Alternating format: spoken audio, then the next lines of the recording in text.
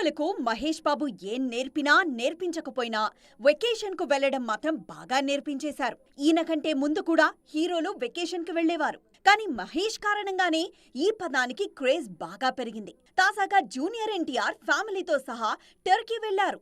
అక్కడే బర్త్డే వేడుకలు కూడా జరుపుకోనున్నారు.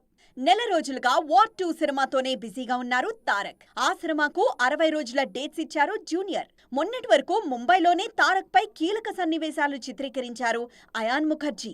టర్కీ నుంచొచ్చాక దేవరకు డేట్స్ కేటాయించారు తారక్. మరోవైపు ఎన్టీఆర్ లేకపోయినా దేవర షూటింగ్ కు బ్రేక్ ఇవ్వలేదు కొరటాల శివ. దేవర పార్ట్ 1 షూటింగ్ పూర్తి చేశాకే మళ్లీ వార్ 2 వైపు వెళ్లనున్నారు తారక్. దేవరతో పాటు వార్ 2 కి కూడా కమిట్ అవ్వడంతో ఈ రెండింటి మధ్య క్లాష్ తప్పదని ముందు నుంచి అనుకుంటున్నారంతా.